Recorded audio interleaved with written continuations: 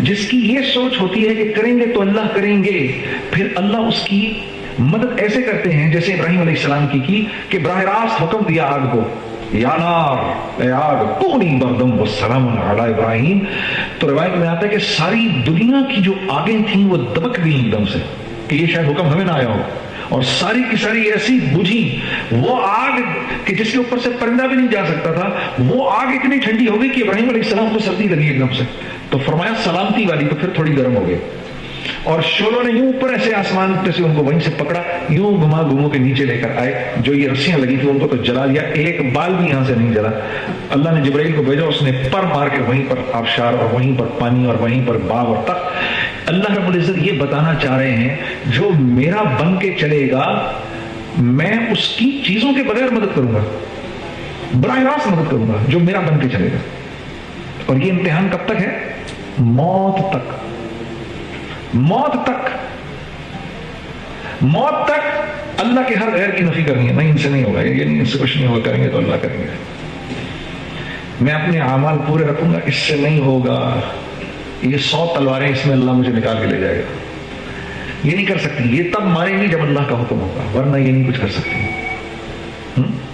تو جو ہمارے کلمے کے دو حصے ہیں، لا الہ الا اللہ اور دوسرا ہے محمد رسول اللہ، کہ اس بات کا مجھے یقین ہو جائے کہ اگر میں رسول اللہ صلی اللہ علیہ وسلم کی زندگی پر چلوں گا تو ہر صورت میں اللہ نے مجھے دنیا میں کامیاب کرنا ہے، اور اگر میں آپ کے غیروں کی زندگی پہ چلوں گا ہر صورت میں میں نے ناکام ہونا ہے. یہ مفہوم ہے لا الہ الا اللہ محمد الرسول اللہ کا. اس کو اس لیے اس پہ ابو جہل نہیں آتا تھا. وہ کہتا تھا نہیں، یہ ایک اللہ کو نہیں مان سکتا میں، اور مجھے محمد مصطفیٰ کے طریقوں پہ چلنا پڑے گا، یہ میں نہیں کر سکتا. وہ ہم سے زیادہ کلمے کے مفہوم کو جانتا تھا. ہم تو کلمہ پڑھ کے بھی مفہوم سے ناواقف ہیں کہ اس کا بیسیکلی مطلب کیا ہے. بھائی لا الہ الا اللہ محمد رسول اللہ کا مطلب کیا ہے؟ نہیں کوئی معبود سوائے اللہ کے، محمد صلی اللہ علیہ وسلم اللہ کے رسول ہے، یہ تو ترجمہ ہے. مفہوم کیا ہے اس کا؟ یہ کلمہ میرے سے ڈیمانڈ کیا کر رہا ہے؟ میں نے پڑھ تو لیا، یہ میرے سے کیا چیز مانگ رہا ہے؟ یہ میرے سے کیا چیز ایکسپیکٹ کر رہا ہے؟ یہ ڈاکٹر ہیں، یہ کہتے ہی آپ اور میں سمجھ جائیں گے کہ ان کی زندگی کے اندر کون کون سی محنتیں ہوئی ہوئی ہیں. یہ کسی میڈیکل کالج گئے ہوں گے، وہاں پر جا کے یہ ٹیچرز سے پڑھے ہوں گے، یہ وہاں پر جا کر انہوں نے لیبز اٹینڈ کی ہوں گی، انہوں نے پیشنٹس دیکھے ہوں گے، انہوں نے کسی کتابیں پڑھی ہوں گی. یہ بھی کچھ عرصے کے بعد اگر ذرا سا کورس اور آگے کر رہے ہیں سرجنز بن جائیں گے صرف یہ کہنے سے کہ یہ ایک ڈاکٹر ہے. تو جب میں یہ کہتا ہوں لا الہ الا اللہ، لا الہ الا اللہ محمد رسول اللہ، تو صحابہ فرماتے تھے کہ جب رسول اللہ صلی اللہ علیہ وسلم پر یہ آیت اتری جس میں اللہ نے آپ سے فرمایا کہ آپ کافۃ للناس، جب آپ کو کہا گیا تو ہم کو اس بات کا یقین ہو گیا کہ یہ آیت ہم پہ اتری ہے، رسول اللہ پہ نہیں اتری. یہ ہم پہ اتری، یہ اللہ ہمیں مخاطب کر رہا ہے. ہم نے آپ کو ساری انسانیت کے لیے ہدایت بنایا ہے. تو صحابہ سمجھ گئے کہ رسول اللہ دنیا سے چلی بھی گئے تو آپ کے کام کی ذمہ داری اب ہمارے اوپر آ کے پڑ گئی ہے. اس آفس میں کام کرنے والا اگر اس کو اپنی ذمہ داری کی سمجھ میں آ گئی تو سارا کا سارا دفتر اس کی عزت کرے گا. ایسے ہی ہے نا؟ اور بینک کا مالک اس کو کس نظر سے دیکھے گا؟ یار یہ ہے، ابھی چاہے کسی پوزیشن میں بھی ہے، اس جو فکر اس کے دل میں ہے وہ فکر تو اس برانچ مینیجر کی فکر اندر اس میں نہیں ہے. اس کو تھوڑی سی محنت اور کرنے دو، اس کو لے جا کے میں یہیں بٹھاؤں گا. کس بنیاد پر؟ کس بنیاد پر؟ اس کی فکر کی بنیاد پر. کام ابھی اتنا اچھا نہیں آتا اس کو، لیکن یہ اس فکر میں گھلے جا رہا ہے کہ کیسے پورا کا پورا پاکستان جو ہے وہ اسلامک بینکنگ میں آ جائے. اس فکر نے وکاس کو پاگل کیا ہے. اس کو سمجھ میں نہیں آ رہا کہ میں کس طرح سے پورے کے پورے ملک میں یہ جو لوگ کنونشنل بینکنگ کر رہے ہیں میں کس طرح سے ان کو اس سے نکلواؤں. یہ فکر جو ہے نا، یہ فکر یہ سب سے بڑا ایسٹ ہے اس کا. کام ابھی وہ کیسے نکالے گا یہ تو ابھی یہ فکر آؤٹ نہیں کر سکا. اس بنیاد پر یہ بینک کے چیئرمین کے آگے ایک ویلیو رکھتا ہے وہ مسلمان جس کے دل میں یہ فکر ہو کہ سارا کا سارا عالم کلمہ پڑھ لے نہیں تو مرتے یہ جہنم میں جائیں گے. اس انسان کی اللہ کے ہاں قیمت ہے، اور ہر صحابی ایسا تھا. اسی لیے 1.25 لاکھ تھے ٹوٹل. کتنے تھے؟